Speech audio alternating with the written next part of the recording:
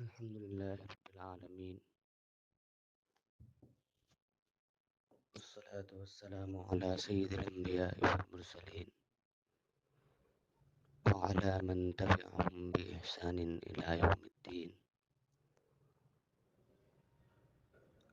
أما بعد،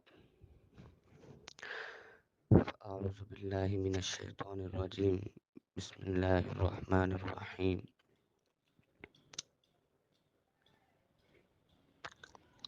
وتعاونوا على البر والتقوى ولا تعاونوا على الإثم والعدوان واتقوا الله إن الله شديد العقاب. صدق الله العظيم. آج پارہ 6 کی تفسیر کا مختصراً سا خلاصہ ہم جانیں گے کہ پارہ 6 کے اندر اس دار فانی اور آخرت کے اندر جو دائمی گھر ہے ان سب کا مالک ہمیں پارہ 6 کے اندر کیا پیغام دیتا ہے، ہم اس کو جاننے کی کوشش کریں گے۔ پارہ 6 کے اندر ابتدا میں شروع ہی میں اللہ تبارک و تعالیٰ نے فرمایا ان تبدو خیرن او تخفوہ ان تعفو عن سوء فإن اللہ کان عفوا قدیرا۔ اگر تم ظاہر کر کے کسی نیکی کو کرو یا پھر کوئی نیکی تم چھپ کر کرو، اس کو بھی اللہ تبارک و تعالیٰ جاننے والے ہیں۔ یعنی اس کے اندر اللہ تبارک و تعالیٰ یہ فرماتے ہیں کہ کوئی آدمی لوگوں کے سامنے کوئی نیکی کرے، کوئی اچھا کام کرے، تب بھی اللہ تبارک و تعالیٰ اس کام کو جاننے والے ہیں اور اس کی نیت کو جاننے والے ہیں۔ اور جو آدمی چھپ کر تنہائی میں کوئی نیکی کا کام کرے یا پھر نیک کام کرے یا پھر کوئی عبادت کرے، اس کو بھی اللہ تبارک و تعالیٰ جاننے والے ہیں اور اس کی دل کی نیت کو بھی اللہ تبارک و تعالیٰ جاننے والے ہیں۔ یہ یہاں پر اللہ نے ارشاد فرمایا ہے کہ تم یہ نہ سمجھو کہ تمہاری ظاہری عبادت کو میں جانوں گا اور تمہاری تنہائی کی عبادت کو میں نہیں جان پاؤں گا، یا پھر تنہائی کی عبادت کو جان لوں گا لیکن ظاہری نیکی کو لوگوں کے سامنے جو کھل کر تم نیکی کرتے ہو اس کو نہیں جانوں گا۔ ایسا نہیں، بلکہ دونوں عبادتوں کو، دونوں نیکیوں کو جاننے کی قدرت کاملہ میرے یہاں ہے۔ یہ اللہ تبارک و تعالیٰ یہاں پر ارشاد فرمائے ہیں۔ لہٰذا ہمیں یہاں پر ایک پیغام ملتا ہے کہ لوگوں کے سامنے ہو یا پھر تنہائی میں ہو، تب بھی جب کوئی نیک کام کرے یا پھر اللہ کی عبادت کرے تو صرف اور صرف للہیت کے ساتھ، اخلاص کے ساتھ اللہ کے لیے کرنا چاہیے۔ اور اللہ تبارک و تعالیٰ نے آگے فرمایا کہ تمہارے ساتھ اگر کسی نے برا کیا، تم کو کوئی نقصان پہنچایا یا پھر تم کو تکلیف پہنچائی کسی نے، تو تم کو چاہیے کہ تم اس برائی کو معاف کر دو جس برائی کو اس نے تم کو پہنچایا ہے۔ اور معاف کرنا یہ بہترین صفت ہے، اور معاف کرنا یہ عمدہ ترین انسان، اچھے اخلاق والے انسان کی عادت ہوتی ہے۔ لہٰذا تم معاف کر دو، اور اللہ تبارک و تعالیٰ کی ذات بھی معاف کرنے کی ہے۔ یہ اللہ نے ہمیں یہاں پر فرمایا ہے۔ یعنی کہ ہمارے ساتھ اگر کوئی انسان ناانصافی کا معاملہ کیا یا پھر ہم کو کوئی تکلیف پہنچایا ہو، تو ہمیں چاہیے کہ اس کے ساتھ درگزر کا معاملہ کرنا چاہیے، اس کو معاف کر دینا چاہیے۔ یہ اچھے انسان کی ایک صفت ہوتی ہے۔ اللہ تبارک و تعالیٰ نے یہاں پر یہ ارشاد فرمایا ہے۔ پارہ 6 کے اندر اللہ تبارک و تعالیٰ ہم سے اور کیا فرمانا چاہتے ہیں، آگے ہم چلتے ہیں کہ باری تعالیٰ کیا کہنا چاہتے ہیں۔ اب آگے چلنے کے بعد پارہ 6 کے اندر سورہ مائدہ ایک سورہ شروع ہوتا ہے، اور سورہ مائدہ یہ مدنی سورہ ہے، اور بعض حضرات نے فرمایا کہ یہ مدنی صورتوں میں آخری مدنی صورت ہے، یعنی یہ کہ اب اس کے بعد مدینے کے اندر کوئی صورت نازل نہیں ہوئی، یہاں تک کہ بعض حضرات نے فرمایا کہ قرآن کی یہ آخری صورت ہے۔ یہ بعض حضرات نے یہ بھی فرمایا ہے کہ قرآن مجید کی یہ آخری صورت ہے، اب اس کے بعد اللہ تبارک و تعالیٰ نے کسی صورت کو نازل نہیں فرمائی، اور قرآن مجید کے اندر جتنی آیتیں ہیں ساری آیتوں کو اللہ رب العزت نے اس آیت سے پہلے ہی نازل فرما دیا۔ اور اللہ تبارک و تعالیٰ نے اس صورت کے اندر ارشاد فرمایا کہ یا ایھا الذین آمنوا اوفوا بالعقود، کہ اے ایمان والو تم اپنے عہدوں کو پورا کرو، یعنی یہ کہ جو ایمان والے آپس میں معاہدہ کرتے ہیں، ایک دوسرے سے وعدہ کرتے ہیں کہ ہم آپ کا یہ کام بنا دیں گے، ہم آپ کا یہ ساتھ دیں گے، فلاں کام میں آپ کا ہم ساتھ دیں گے، اگر اس طرح کا وعدہ تم لوگ آپس میں کیے ہو تو ان وعدوں کو پورا کرنا چاہیے۔ یہ اللہ تبارک و تعالی ہم سے یہ ارشاد فرمائے ہیں، اور اللہ تبارک و تعالی نے پارہ 6 کے اندر ہم سے کیا کہنا چاہتے ہیں کہ اللہ تبارک و تعالی نے فرمایا وَتَعَاوَنُوا عَلَى الْبِرِّ وَالتَّقْوَى وَلَا تَعَاوَنُوا عَلَى الْإِثْمِ وَالْعُدْوَانِ،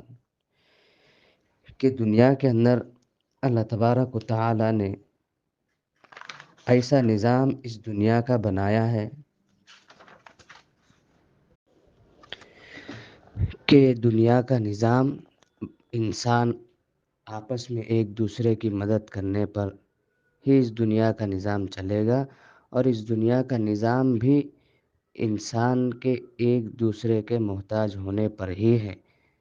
ایک غریب آدمی امیر آدمی کا محتاج ہے کہ میں اس کے پاس کچھ کام کروں، اور امیر آدمی غریب کا محتاج ہے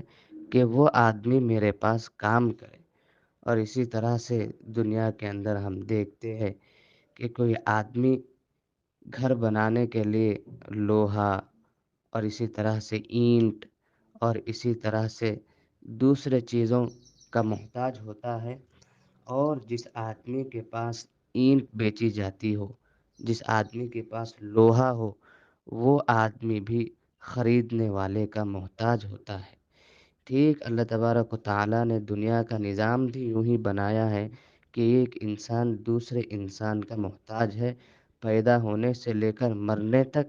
اور مرنے کے بعد مرنے سے لے کر قبر میں دفن ہونے تک ایک انسان دوسرے انسان کا محتاج ہے، بلکہ ایک انسان مرنے کے بعد قبر میں دفن ہونے کے بعد بھی انسانوں کا محتاج ہے۔ وہ اس طرح سے کہ لوگ اس کی مغفرت کے لیے کچھ پڑھ کر اس کو ایصال ثواب پہنچائے، اور اس کے ثواب کے اندر زیادتی ہوتے جائے، تب بھی انسان دوسرے انسان کا محتاج بنا رہتا ہے۔ گویا کہ اللہ تبارک و تعالی نے اس دنیا کا نظام ایک دوسرے کے محتاجگی اور ایک دوسرے کی مدد اور ایک دوسرے کا ساتھ دینے پر اس دنیا کا نظام اللہ نے بنایا ہے۔ لہٰذا میں نے جس آیت کو پڑھا کہ وَتَعَاوَنُوا عَلَى الْبِرِّ وَالتَّقْوَى، اللہ تبارک و تعالی نے یہاں پر فرمایا کہ تم کو چاہیے کہ تم آپس میں بھلائی اور نیک کام کے اوپر ایک دوسرے کی مدد کیا کرو۔ کوئی انسان ہمیں یہ کہے کہ لوگوں کو نماز کی طرف بلائیں گے، یا پھر کسی جگہ پر مسجد نہیں ہے، کسی اللہ کا نیک بندے نے آ کر یہ کہا کہ بھائی فلاں جگہ پر مسجد نہیں ہے، وہاں ہم مسجد کی تعمیر کر دیتے ہیں، یا پھر کسی اللہ کا نیک بندہ نے یہ کہا کہ فلاں گھر کے اندر نیک لوگ ہیں اور وہ غریب ہے اور شادی کی عمر آ گئی ہے، لہٰذا ہم ان کا ساتھ دے کر آپس میں تعاون کر کے ہم ان کی شادی کر دیں گے۔ اب کسی ایک بندے نے خیر کی طرف ہم کو بلایا، نیک کام کی طرف، تو اللہ کی طرف سے یہ حکم ہے کہ تم اس کی مدد کرو اور تم اس کا ساتھ دو اور تم اس کو آگے بڑھاؤ۔ وتعاونوا علی البر والتقوی، ایک انسان کو چاہیے کہ وہ نیک کام پر اور پرہیزگاری پر ایک دوسرے کی مدد کرنا چاہیے۔ اور اللہ نے آگے فرمایا وَلَا تَعَاوَنُوا عَلَى الْإِثْمِ وَالْعُدْوَانِ، کہ تم کو چاہیے کہ تم برے کاموں پر اور ظلم و زیادتی پر دوسروں کی مدد نہ کرو، اس کو چھوڑ دو۔ وَلَا تَعَاوَنُوا عَلَى الْإِثْمِ کا مطلب یہ ہے کہ کوئی آدمی ہم کو گناہ کی طرف بلا رہا ہے، وہ آدمی بے حیائی کے اندر یا پھر کسی دنیاوی گناہ کے اندر مبتلا ہے، اور وہ آدمی اس گناہ کے اندر مبتلا رہتے ہوئے دوسروں کو اس بات کی تلقین کرتا ہے کہ تم بھی اس گناہ کے اندر مبتلا ہو جاؤ، تو اس انسان کو چاہیے کہ کہ اس گنہگار انسان کے ساتھ ہم اس کی مدد نہ کریں، ہم اس کا ساتھ نہ دیں، اور جو انسان گناہ کے اندر مبتلا ہے ہم اس کے ساتھ نہ رہے، کیونکہ اگر ہم اس کے ساتھ نہ رہیں گے تو اس انسان کو احساس ہوگا کہ میں گناہ کی وجہ سے میں اپنے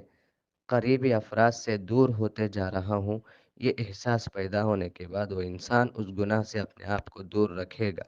بہرحال اللہ نے اس آیت کے اندر فرمایا کہ تم گناہ کے اوپر اور برائی کے اوپر دوسروں کی مدد نہ کرو، اور ظلم و زیادتی کے اوپر بھی تم لوگوں کی مدد نہ کرو۔ یعنی ہے کہ کوئی انسان نیکی کی دعوت دے، حق بات کی طرف لوگوں کو بلائے، اعلاء کلمت اللہ کی آواز لگائے، تو اب لوگ اس کے دشمن بن جائیں گے۔ دشمن بننے کے بعد لوگ دوسروں کو بھی یہی بات کہہ کر بھڑکائیں گے کہ تم آؤ، اس کے خلاف ہم ظلم و زیادتی کرتے ہیں، اس کے ساتھ ظلم کریں گے۔ تو اللہ کی طرف سے یہ حکم ہے کہ تم کو چاہیے کہ تم اس ظلم و زیادتی کا ساتھ نہ دے، چھوڑ دو اس ظلم و زیادتی کا ساتھ دینا۔ لہٰذا اللہ نے فرمایا کہ تم نیکی پر اور پرہیزگاری پر لوگوں کی مدد کرو اور گناہ کے کام پر اور ظلم و زیادتی میں لوگوں کی مدد نہ کرو۔ آج کل ہم دیکھ رہے ہیں کہ فلسطین کے حالات کتنے سخت سے سخت ترین ہو گئے ہیں۔ وہاں کے مظلوم مسلمان بھائیوں کی مدد کوئی نہیں کر رہا ہے، بلکہ اسرائیل جو ظالم شریر قسم کی قوم ہے، اس کا ساتھ دینے کے لیے کتنے ممالک ساتھ کھڑے ہوئے ہیں۔ لہٰذا ہمیں یہاں سے معلوم ہوا کہ وہ لوگ جو اسرائیل کا ساتھ دے رہے ہیں وہ اللہ کے حکم کے خلاف ورزی کر رہے ہیں، اور جو لوگ فلسطین کے مسلمانوں کا ساتھ دے رہے ہیں اور اسلام کا جو لوگ ساتھ دے رہے ہیں، صلحاء اور اولیاء کا جو ساتھ دے رہے ہیں، وہ لوگ نیکی اور پرہیزگاری کا ساتھ دے رہے ہیں۔ اور اللہ نے آگے فرمایا کہ واتقوا اللہ، تم اللہ سے ڈرو، اللہ سے ڈر کی بنیاد پر، تقوی کی بنیاد پر تم نیکی اور پرہیزگاری پر لوگوں کی مدد کرو، اور اللہ ہی کے تقوی کی بنیاد پر، اللہ ہی سے ڈر کی بنیاد پر تم گناہ کے کام پر اور ظلم و زیادتی پر ساتھ نہ دو اور ان کی مدد نہ کرو، ورنہ تو پھر نتیجہ یہ نکلے گا کہ ان اللہ شدید العقاب، بے شک اللہ تبارک و تعالیٰ کا عذاب بڑا سخت ہے۔ اللہ نے فرمایا کہ جو ہے جو آدمی گناہ پر اور ظلم و زیادتی پر تعاون کرے گا، مدد کرے گا، چاہے وہ مال کے اعتبار سے ہو، چاہے وہ وقت کے اعتبار سے ہو، چاہے وہ زبان سے ان کی ترجمانی کر کے ہی کیوں نہ ہو، لیکن اللہ تبارک و تعالیٰ کی سنت یہ ہے کہ اللہ ان کو خوب ڈھیل دے گا، پھر اس کے بعد ایسے پکڑے گا کہ ان اللہ شدید العقاب، اللہ تبارک و تعالیٰ کی پکڑ بڑی سخت ہے، اس سے کوئی آدمی چاہے کتنا ہی امیر، چاہے کتنا ہی عزت دار، چاہے کتنا ہی جو ہے لوگوں کا مجمع اپنے ساتھ رکھتا ہو، پھر بھی جب اللہ کی پکڑ آئے گی تو اللہ تبارک و تعالیٰ کے عذاب سے بالکل بھی نہیں بچ پائے گا۔ اور اللہ تبارک و تعالیٰ نے پارہ 6 کے اندر آگے فرمایا حرمت علیکم المیتۃ والدم ولحم الخنزیر، کہ حرام کر دیا گیا ہے تمہارے اوپر مردہ جانور کا کھانا، یعنی ہے کہ کوئی جانور مر گیا ذبح کرنے سے پہلے تو انسان کو چاہیے کہ وہ مردار ہو گیا ہے، حرام ہو گیا ہے، لہٰذا اس کے کھانے سے اپنے آپ کو بچائے رکھنا ہے۔ والدم، اور خون کو بھی اللہ نے حرام قرار دیا ہے۔ یعنی ہے کہ آج کل لوگوں میں کچھ لوگ ایسے ہیں جو جانوروں کا خون خرید کر پکوا کر کھاتے ہیں اور اس کا استعمال بھی کرتے ہیں کھانے کے اندر۔ لہٰذا اللہ نے یہی فرمایا کہ خون کو بھی اللہ تبارک و تعالیٰ نے حرام فرمایا ہے، لہٰذا اس کے کھانے اور کھلانے سے اپنے آپ کو بچائے رکھو، ورنہ تو تم حرام کام کے اندر ملوث ہو جاؤ گے۔ اور اللہ نے آگے فرمایا وَلَحْمُ الْخِنْزِيرِ، اور خنزیر کے گوشت کو بھی اللہ نے حرام فرمایا ہے۔ خنزیر کو یعنی کہ سور کو حرام اللہ نے اس لیے فرمایا کہ وہ اللہ کی حکمت کو دیکھیے کہ خنزیر کو اللہ نے حرام اس لیے فرمایا کہ وہ خنزیر عام جانوروں کی طرح گھاس اور ہریالی نہیں کھاتا ہے، بلکہ انسان کی غلاظت کو کھا کر اپنا پیٹ بھرتا ہے، اپنی بھوک کو جو ہے پوری کرتا ہے۔ تو جب انسان اس طرح کے برے جانوروں کو جب کھائے گا تو اس کے اندر کا دماغ جو ہے بے حیائی کی طرف جائے گا، اور اس کے خیالات بے حیائی کی طرف جائیں گے، اور اس کے اندر غلیظ طریقے کے خیالات جنم لیں گے، اور اس انسان کی فطرت سلیمہ نہیں رہے گی، بلکہ فطرت رذیلہ اس کی بن جائے گی، بری فطرت اس کی بن جائیں گی۔ پھر اس کے بعد نہ نسل باقی رہے گا اور نہ ہی نسب باقی رہے گا۔ اسی لیے اللہ تبارک و تعالیٰ نے خنزیر کے گوشت کو حرام فرمایا ہے۔ اور اللہ تبارک و تعالیٰ نے ان جانوروں کو بھی حرام فرمایا ہے جو اللہ کے سوا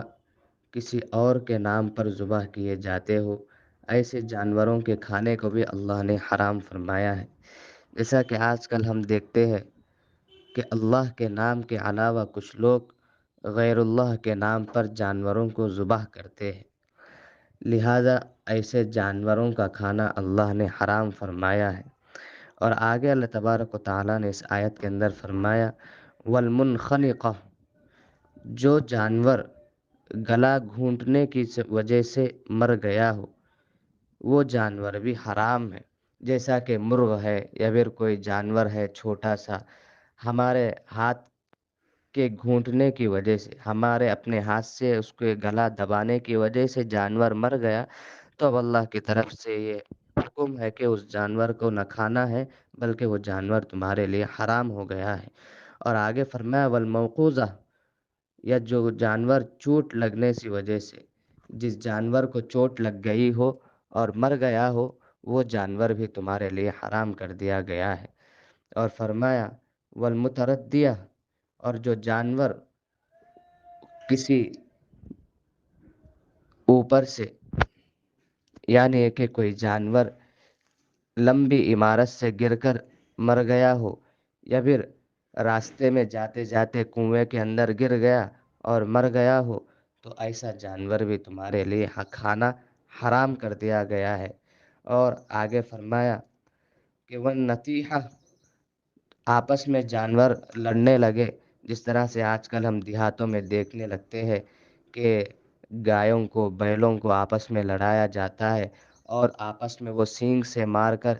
کسی نہ کسی کی جان چلے جاتی ہے۔ لہٰذا اللہ نے فرمایا کہ سینگ مارنے سے جو جانور مر جائے اس جانور کا کھانا بھی انسان کے لیے حرام کر دیا گیا ہے۔ وما اکل السبع الا ما ذکیتم، اور فرمایا کہ جو ہے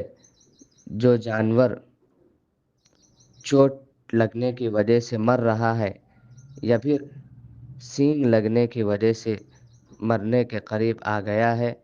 اب وہ اس کے جان سے روح نکلی نہیں، انسان فوری دیکھ کر اس کے قریب چلا گیا اور جا کر اس کو شریعت کی بنیاد پر، شریعت کے طریقے پر اس کو ذبح کر لیا، تو پھر اس جانور کو کھانا حلال کر دیا گیا ہے۔ اور اللہ تبارک و تعالیٰ نے آگے فرمایا وما اکل السبع الا ما ذکیتم، اور جس کو کھایا ہو درندے نے مگر جس کو تم نے ذبح کر لیا ہو، یعنی ہے کہ بکرا ہے یا پھر بکری ہے یا پھر مرغ ہے، اچانک سے کتے نے آ کر اس کو پکڑ لیا، اور پکڑنے کی وجہ سے اس کا گلا اتنا گھونٹ دیا کتے نے کہ اب وہ مرنے کے قریب ہو گیا، لیکن اس کی جان اپنے اندر موجود ہے۔ اب سامنے والے مالک نے دیکھ لیا کہ میرے جانور کو کتے نے پکڑ لیا ہے اور وہ مرنے کے قریب ہے، تو اب فوراً مالک نے شریعت کی طریقے پر، اسلام کے طریقے پر، حدود شرعیہ کے اندر رہتے ہوئے حلال طریقے پر بکرے کو حلال کر دیا۔ تو اب اس کا کھانا حلال کر دیا گیا ہے، اس لیے کہ کتے نے اس کو پکڑ کر کھانے کے قریب آ گیا اور اس کو زخم بھی پہنچایا، لیکن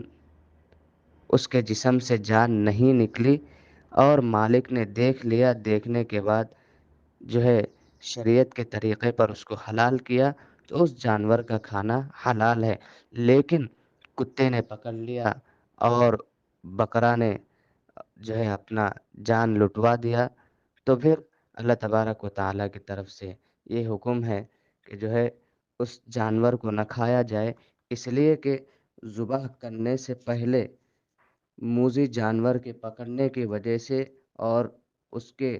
زخم کی وجہ سے وہ جانور مر گیا ہے، لہذا اس کا کھانا حرام فرما دیا ہے۔ اور اللہ تبارک و تعالیٰ نے پرچے کے اندر ہمیں وضو کا طریقہ بتایا ہے کہ کوئی آدمی نماز پڑھنا چاہتا ہے تو اس کو چاہیے کہ وہ سب سے پہلے اپنے منہ کو دھو لے، اور منہ کو کتنا دھوئے؟ حدیث کے اندر فرمایا کہ پیشانی کے بالوں سے ٹھوڈے کے نیچے تک ایک بال بھی سوکھا نہ رہے، اتنے اچھے طریقے سے اپنے چہرے کو دھو لے۔ اور فرمایا کہ وَأَيْدِيَكُمْ إِلَى الْمَرَافِقِ، اور اپنے ہاتھوں کو کوہنیوں تک دھو لے۔ اللہ تبارک و تعالیٰ نے وضو کا یہ طریقہ بتایا، اور آگے فرمایا وَامْسَحُوا بِرُؤُوسِكُمْ، اور اپنے سروں کا مسح کر لو، اور آگے فرمایا وَأَرْجُلَكُمْ إِلَى الْكَعْبَيْنِ، کہ تم اپنے پاؤں کو ٹخنوں تک عمدہ طریقے سے دھو لو۔ یہ وضو کا طریقہ اللہ تبارک و تعالیٰ نے نماز پڑھنے والے کے لیے بتایا ہے کہ نماز پڑھنے والا اس طریقے سے وضو کر لے۔ اور آگے فرمایا کہ اگر کوئی آدمی ناپاکی کی حالت میں ہو تو اس کو چاہیے کہ وہ سب سے پہلے اپنے آپ کو پاک کر لے، پھر اس کے بعد نماز کی طرف آئے اور نماز کو ادا کرے۔ اور آگے فرمایا کہ کوئی انسان اگر مریض ہو، یا پھر حالت سفر پر ہو، یا پھر کوئی آدمی ابھی ضروریات سے فارغ ہو کر آیا ہو، یا پھر اپنی عورتوں سے ملاقات کر کے آیا ہو، یعنی یہ کہ جماع سے فارغ ہو کر آیا ہو، اب آنے کے بعد کوئی آدمی مریض ہو، تو اب وہ آدمی کبھی پانی لگانے کی وجہ سے اس کا زخم بڑھنے کا اندیشہ رہتا ہے، یا پھر کوئی آدمی سفر پر ہو تو سفر کے اندر پانی کی قلت ہوتی ہے، وضو بنا لے تو پانی پینے کے لیے نہیں رہتا ہے، لہٰذا اللہ نے فرمایا کہ یا پھر کوئی آدمی ضرورت سے فارغ ہو کر آیا ہو، یا پھر کوئی آدمی بیوی سے جمع کر کے آیا ہو، ان ان کاموں سے فارغ ہونے کے بعد اگر تم کو پانی موجود نہ ہو وضو بنانے کے لیے، تو اللہ نے آگے فرمایا کہ فَتَيَمَّمُوا صَعِيدًا طَيِّبًا، کہ تم لوگ پاک مٹی سے تیمم کرو۔ اور تیمم کا طریقہ بھی اللہ تبارک و تعالیٰ نے یہاں پر بتایا کہ فَامْسَحُوا بِوُجُوهِكُمْ، کہ تم اپنے دونوں ہاتھوں کو پاک جگہ پر مارو، اور پھر انہی ہاتھوں سے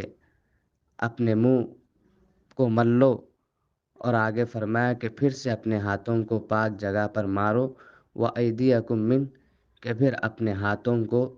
اپنے ہتھیلیوں سے مل لو، پھر اس کے بعد تم پاک صاف ہو جاؤ گے، پھر اس کے بعد تم لوگ نماز ادا کر سکتے ہو۔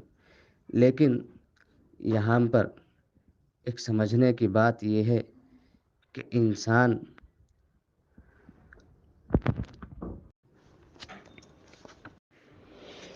یہاں پر اللہ تبارک و تعالیٰ نے ایک تو ایک وضو کے طریقہ بیان فرمایا ہے، اور جب کبھی انسان سفر میں ہو یا پھر بیماری کے عالم میں ہو، ڈاکٹر نے کہہ دیا کہ تم پانی کا استعمال نہیں کر سکتے ہو، تو پھر یا پھر انسان ضرورت سے فارغ ہو کر آیا پیشاب پاخانے سے، پانی میسر نہیں ہے، یا پھر کوئی آدمی ایسی جگہ پر ہے کہ وہاں پر بالکل بھی پانی نہیں ہے اور اسی وقت اس نے اپنی عورت سے جمع کیا ہو، ہم بستری کیا ہو، تو ایسے لوگوں کو اللہ نے تیمم کا طریقہ بتایا ہے کہ تیمم کو کس طرح سے کیا جاتا ہے۔ تو تیمم کا طریقہ یہ ہے، اللہ نے یہاں پر بتایا کہ تم اپنے چہرے کو پاک صاف کر لو، یعنی کہ اپنے دونوں ہاتھوں کو پاک جگہ پر، پاک دیوار پر مارنا ہے ہتھیلیوں کو، پھر اس سے اپنے پورے چہرے پر ان ہتھیلیوں کو ملنا ہے، اور پھر اس کے بعد پھر سے ہاتھوں کی ہتھیلیوں کو مارنا ہے، پھر انہی ہتھیلیوں سے اپنے دونوں ہاتھوں کو کوہنیوں تک ملنا ہے۔ یہ تیمم کا طریقہ اللہ تبارک و تعالیٰ نے اس آیت کے اندر بتایا ہے۔ اور اللہ تبارک و تعالیٰ نے آگے ارشاد فرمایا کہ فلا تخشوا الناس واخشونی ولا تشتروا بآیاتی ثمنا قلیلا۔ ایک دنیا کا قانون اللہ نے بتایا کہ اعلاء کلمت اللہ کے وقت اور اشاعت دین کے وقت، دین کی بات انسان دوسروں تک پہنچانے کے وقت، انسان کو چاہیے کہ وہ لوگوں سے بالکل بھی نہ ڈرے، بلکہ لوگوں کے درمیان حق بات کو ڈٹ کر بیان کرے اور دین کی ترجمانی بہترین طریقے سے کرے، لوگوں کا خوف بالکل بھی نہ رکھے، لوگوں سے بالکل بھی نہ ڈرے، بلکہ اللہ نے فرمایا کہ وخشونی، مجھ سے ڈرا کرو، جو کہ لوگوں کا بھی رب ہوں اور آپ کا بھی رب ہوں، جس سے تم ڈر رہے ہو ان کا بھی رب میں ہی ہوں اور تیرا رب بھی میں ہی ہوں، لہٰذا لوگوں کی پرواہ نہ کرو بلکہ میری پرواہ کرو۔ تم یہ نہ سمجھو کہ میں حق بات کر رہا ہوں اور میں حق بات کرنے کی وجہ سے یہ لوگ دنیا کے اندر مجھے پریشانیوں میں ڈھکیل دیں گے، میرا کھانا پینا کم ہو جائے گا، مصیبتوں میں مبتلا ہو جاؤں گا۔ تم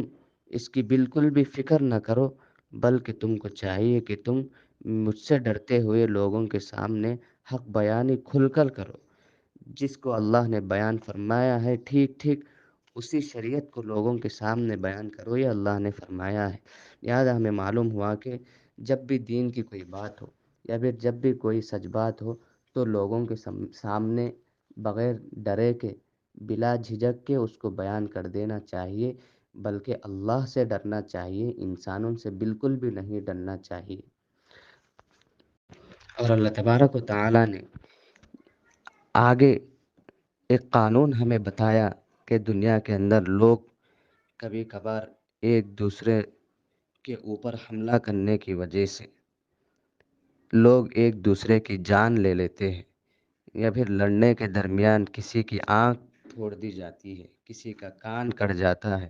کسی کی ناک کٹ جاتی ہے، کسی کا ہاتھ کٹ جاتا ہے، اور کوئی مارنے کی وجہ سے اس کا دانت ٹوٹ جاتا ہے۔ تو یہاں پر اللہ تبارک و تعالیٰ نے ایک قانون بتایا کہ وَكَتَبْنَا عَلَيْهِمْ فِيهَا أَنَّ النَّفْسَ بِالنَّفْسِ،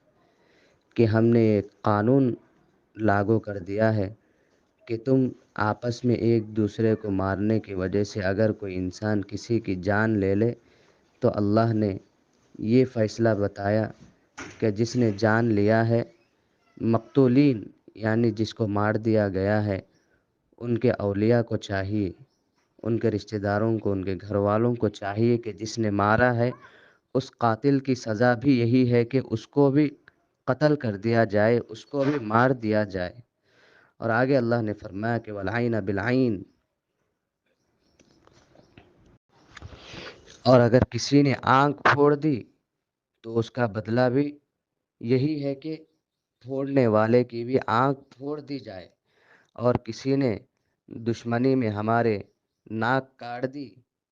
تو پھر اللہ نے یہ فرمایا کہ جس نے ناک کاٹی ہے اس کی سزا بھی یہی ہے کہ اس کی بھی ناک اتنی ہی کاٹ دے جتنی کی اس نے کاٹی ہے۔ اور فرمایا کہ وَالْأُذُنَ بِالْأُذُنِ، اور جس نے دشمنی میں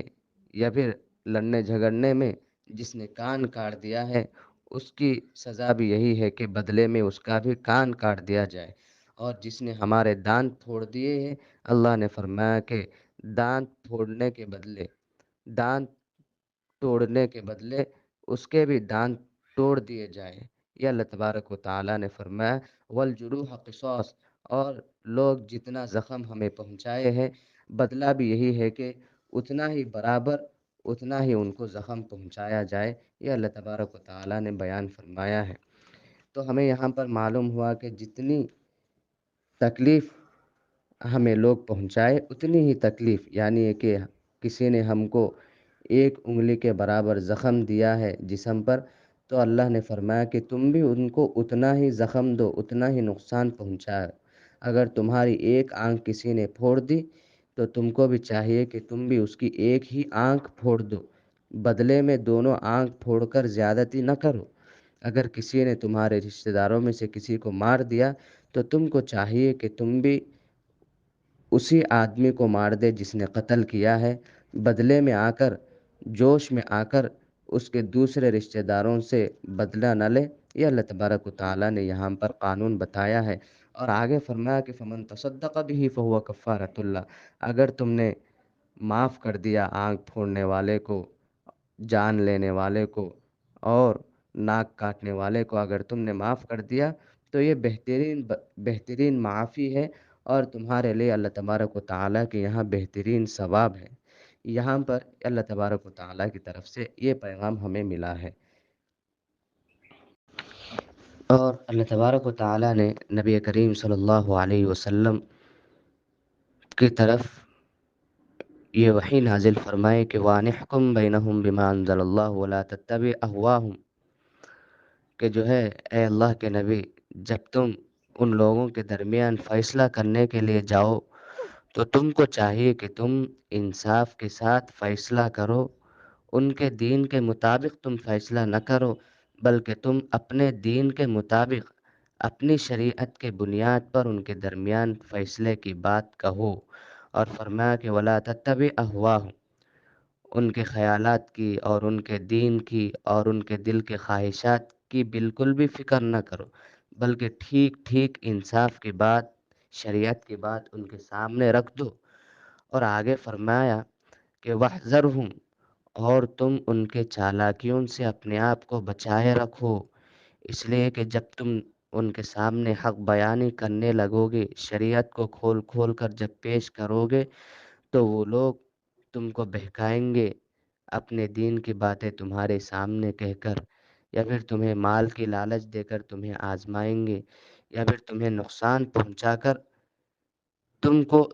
رائے حق سے ہٹانے کی وہ لوگ کوشش کریں گے۔ لہذا تم حق بات کہتے رہو، دین کی بات کہتے رہو اور حق بات کرو، ان کے خواہشات کی بالکل بھی فکر نہ کرو، ساتھ ساتھ ان کی فکروں سے اور ان کی تدبیر سے اور ان کی ہوشیاری سے اپنے آپ کو بچائے رکھو۔ یہ قیامت تک اس آیت پر عمل کیا جائے گا، یعنی یہ کہ ہمیں سمجھنا ہے اس آیت سے کہ اللہ تبارک و تعالیٰ نے اللہ کے نبی پر اس آیت کو نازل فرمایا، اور خاص طور پر اللہ کے نبی کی طرف اللہ متوجہ ہو کر یہ فرمایا۔ لیکن اب اس دنیا میں رحمت عالم صلی اللہ علیہ وسلم موجود نہیں ہے، لیکن سرکار دو عالم صلی اللہ علیہ وسلم کی فکروں کو لے کر،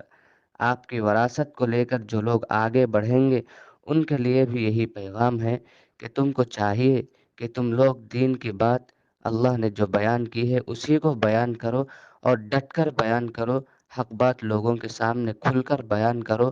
لوگوں کی بالکل بھی فکر نہ کرو، اور ساتھ ساتھ جو لوگ تمہیں نقصان پہنچانے کا اندیشہ ہے اور جن سے ہمیں نقصان پہنچنے کا خوف ہو، ان کی چالاکیوں سے، ان کی ہوشیاری سے بھی اپنے آپ کو بچائے رکھنا ہے، اور اپنے آپ کو محفوظ رکھنے کے سامان بھی تیار کر رکھنا ہے۔ یہ اللہ تبارک و تعالیٰ نے ہمیں پیغام دیا ہے،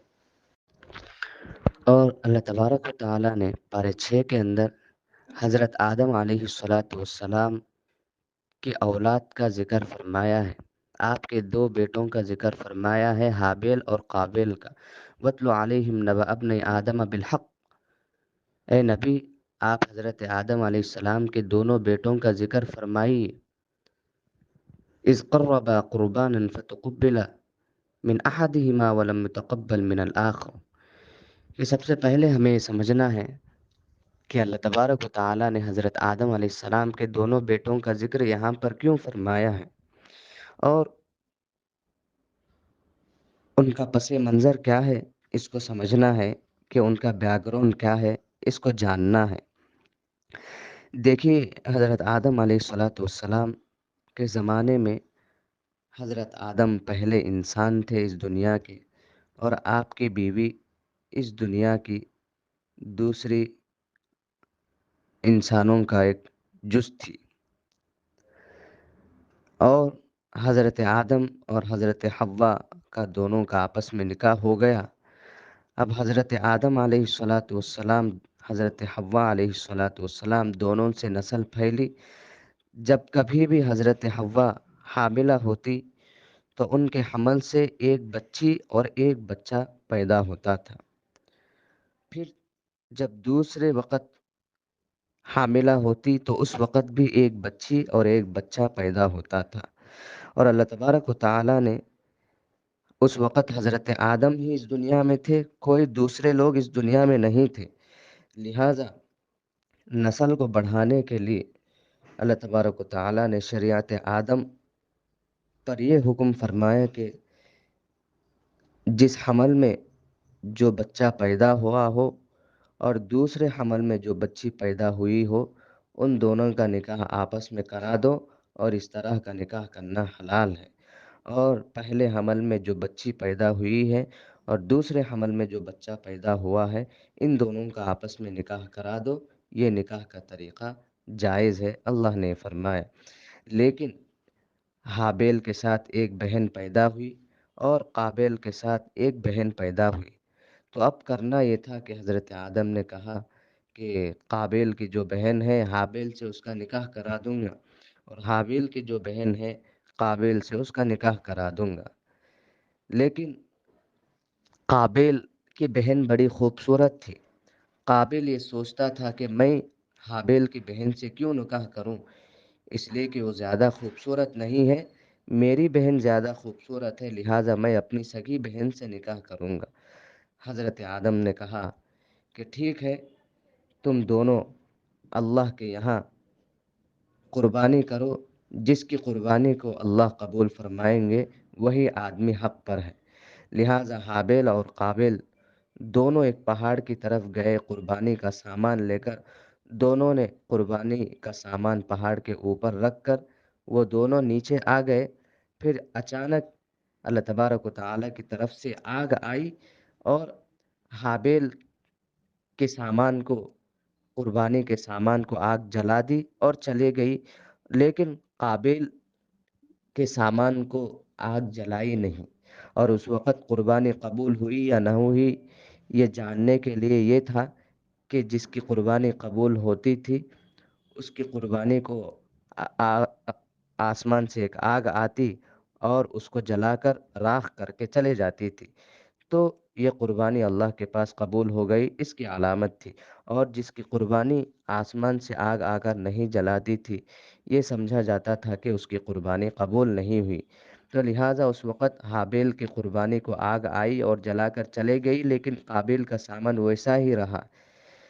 تو قابیل یہ سمجھ گیا کہ میری قربانی اللہ کے پاس قبول نہیں ہوئی، اور میں ہی اللہ کے پاس ناانصاف ہوں، میں ہی غلط راہ پر ہوں۔ اور حابیل نے سمجھ لے کہ میں اللہ کے یہاں قابل قبول ہوں، اللہ کے یہاں میں انصاف پر قائم ہوں۔ تو قابیل نے غصے میں آ کر یہ کہا کہ حابیل میں تجھ کو قتل کر دوں گا، میں ضرور تجھ کو مار دوں گا۔ تو حابیل متقی تھے، نیک بندے تھے، انہوں نے کہا کہ ٹھیک ہے، اگر تم مجھ کو مار بھی دو تب بھی میں تم پر بالکل بھی ہاتھ نہیں اٹھاؤں گا۔ قال انما يتقبل الله من المتقین، میں تو اللہ سے انی اخاف اللہ رب العالمین، کہ میں تو دونوں جہاں کے پروردگار سے ڈرنے والا ہوں، میں تم پر ہاتھ نہیں اٹھاؤں گا۔ پھر اللہ تبارک و تعالی نے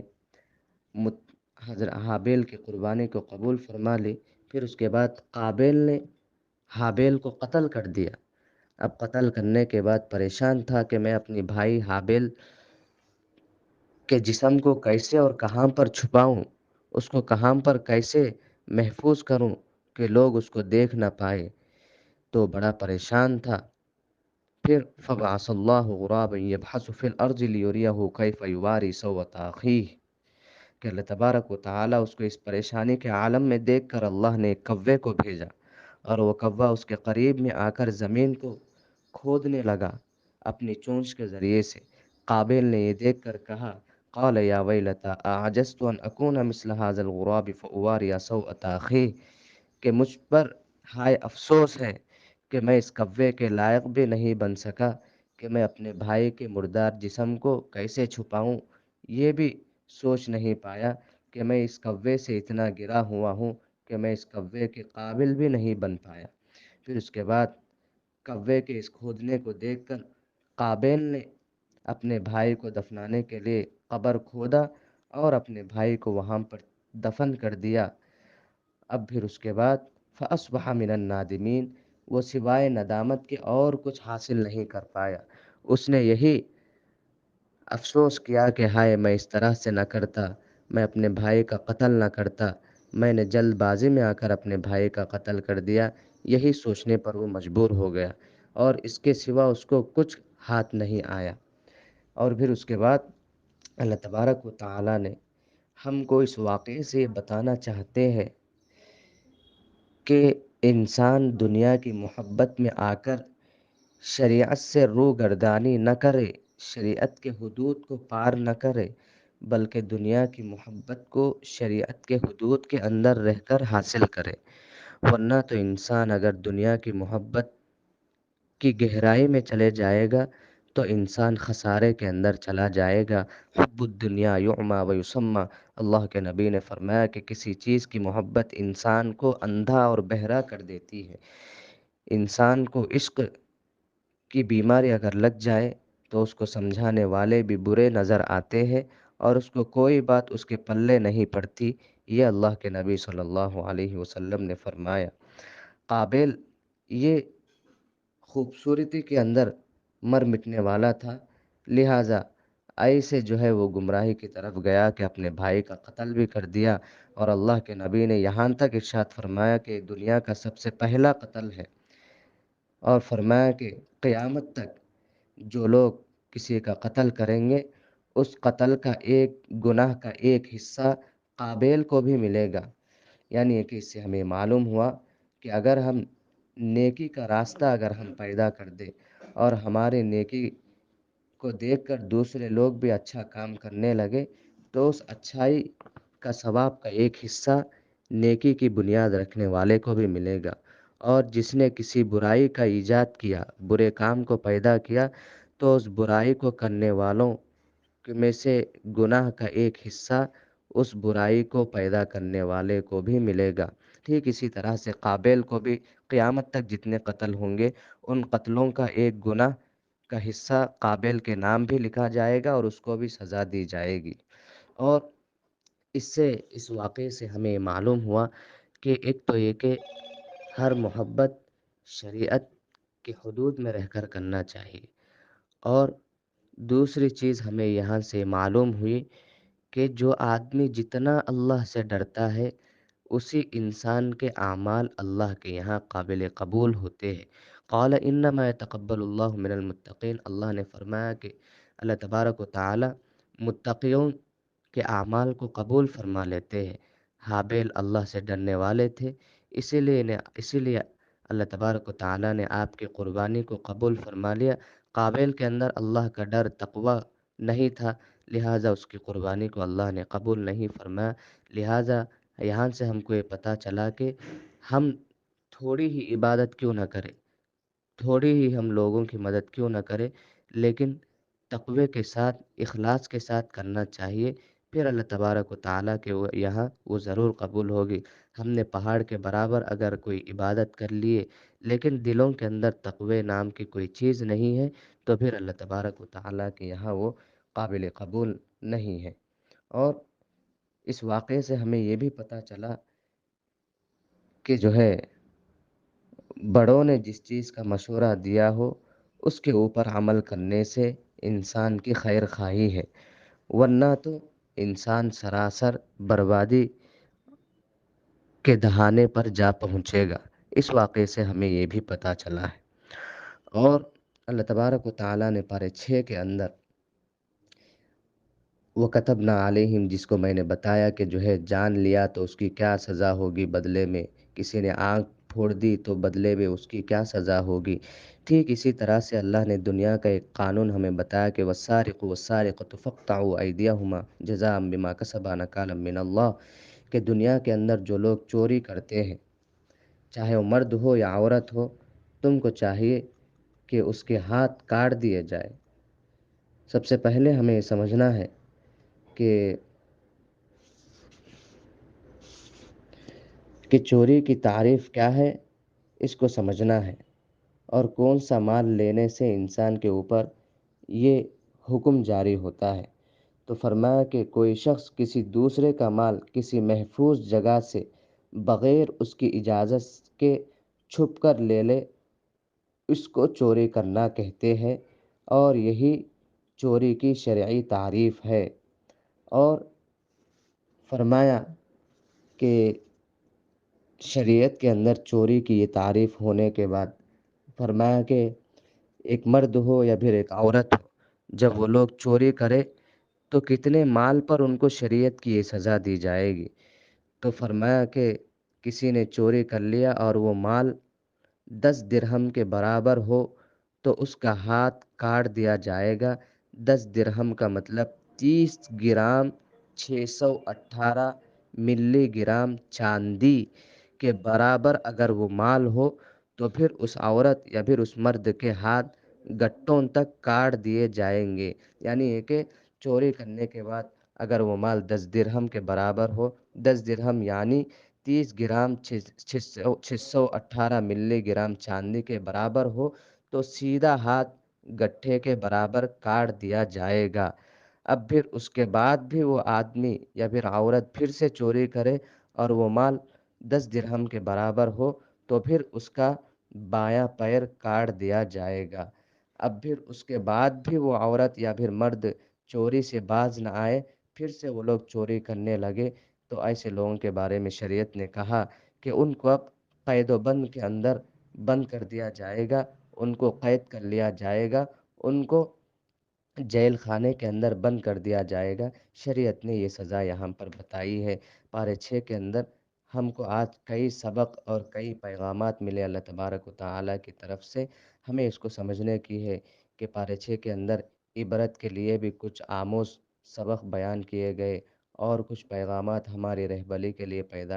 بیان کیے گئے ہیں، اور کچھ پیغامات اللہ تبارک و تعالیٰ کی طرف سے آخرت کے اندر ڈرنے کے لیے اللہ نے کچھ پیغامات کو بیان کیے ہیں۔ اللہ تبارک و تعالیٰ ہم سب کو ان پیغامات پر اخلاص کے ساتھ عمل پیرا ہونے کی توفیق دے۔ وآخر دعوانا ان الحمد للہ رب العالمین۔